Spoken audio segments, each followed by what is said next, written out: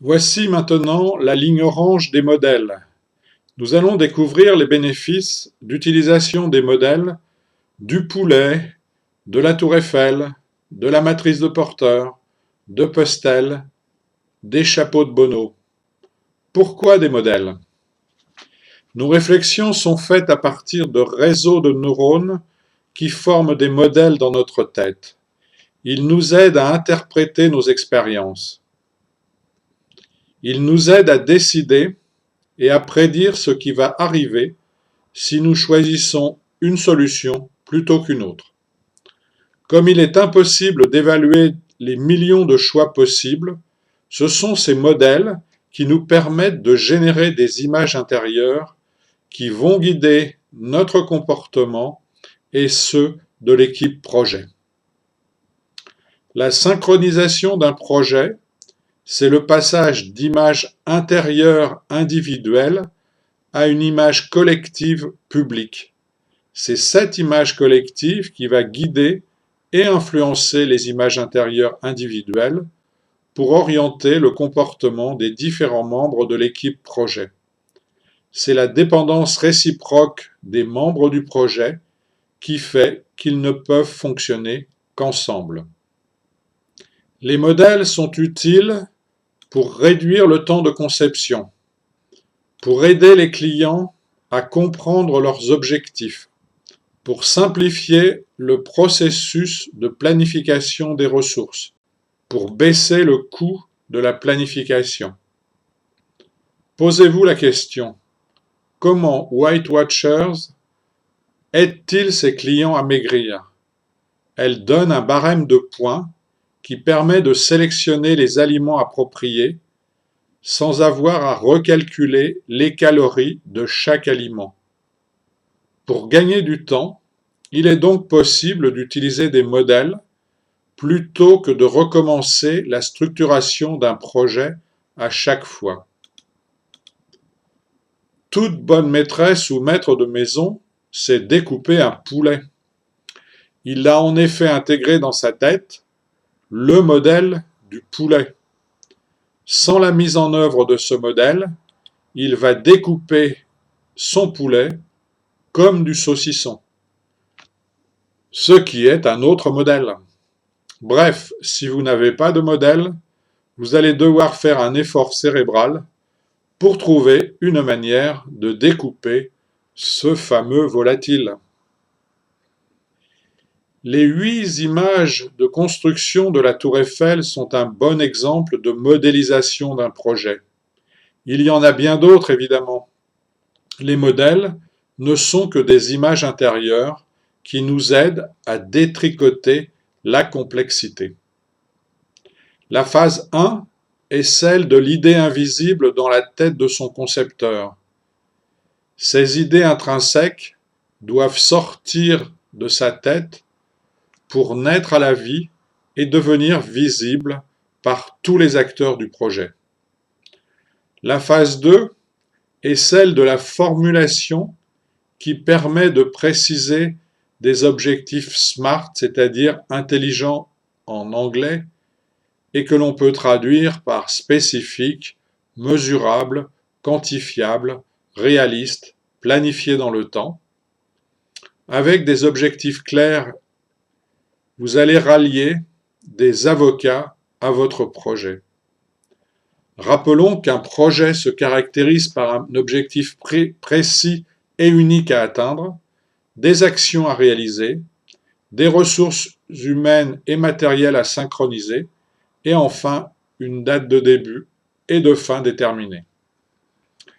La phase 3 est celle de l'analyse des différents scénarios.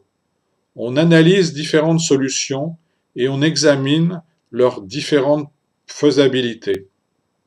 Qui sont les acteurs du projet qui participeront de près ou de loin à cette analyse?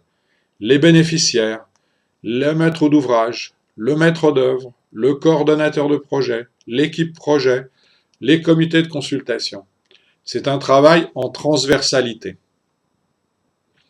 La phase 4 est celle de la décision où le décideur est mis en situation de décider entre plusieurs décisions. La phase 5 est celle de la réalisation et de la mise en œuvre.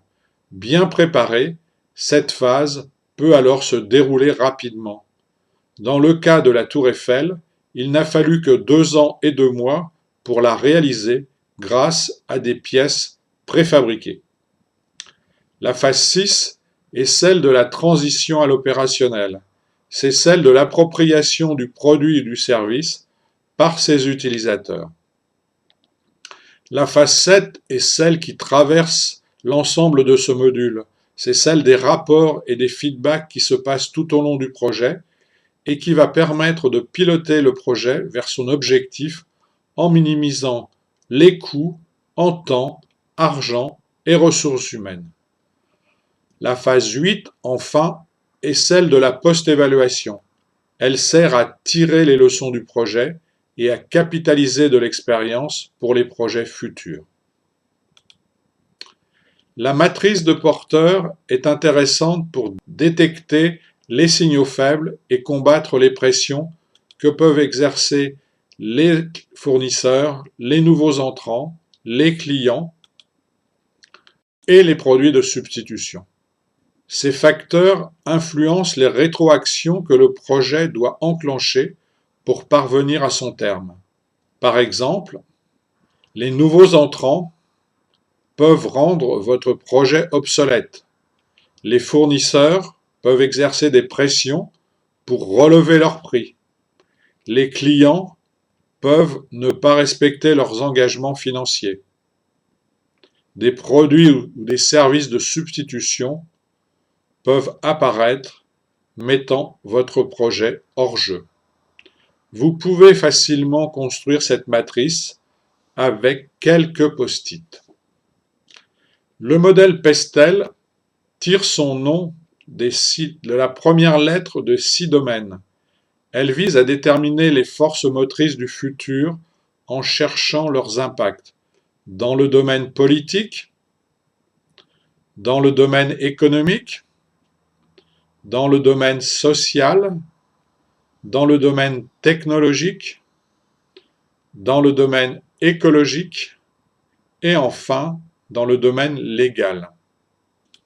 La méthode des 6 chapeaux d'Édouard de Bonneau examine votre projet suivant différents points de vue selon les faits, le chapeau blanc, selon le pessimisme ou le jugement critique, le chapeau noir, les sentiments ou l'intuition, les ressentis, le chapeau rouge, le chapeau bleu, selon l'angle du contrôle, les observations, le chapeau vert sous l'angle de la créativité, de différentes alternatives ou différentes hypothèses, et enfin le chapeau jaune sous l'angle de l'optimisme, des bénéfices, de la faisabilité. En multipliant les points de vue, on peut faire émerger des scénarios totalement inattendus. Les post-it distribués à chacun peuvent être de la couleur du chapeau qu'ils adoptent. Un modèle sert à se repérer, comme le modèle de la découpe d'un poulet ou le modèle de la Tour Eiffel en 8 phases. Un autre moyen d'éviter les erreurs dans un projet est de multiplier les points de vue à l'aide de modèles comme la matrice de Porter, comme Pestel ou les 6 chapeaux de Bonneau. Enfin, les modèles permettent l'émergence d'une combinaison de nouvelles idées. Ils permettent la création d'une véritable intelligence collective. Notre capacité à reconnaître des modèles autour de nous et de remarquer la relation entre le tout et les parties devient un atout pour les acteurs du projet. La mise en connexion des concepts fait émerger un paysage qui était totalement invisible auparavant. C'est un nouveau système qui apparaît. Pour vous, en quoi les modèles nous permettent-ils de gagner du temps dans le pilotage de nos projets? Devons-nous nous concentrer sur un ou deux modèles pour tirer tous les bénéfices de cet échafaudage de notre pensée. Pour terminer ce chapitre, je vous propose de passer au quiz qui est sous cette vidéo.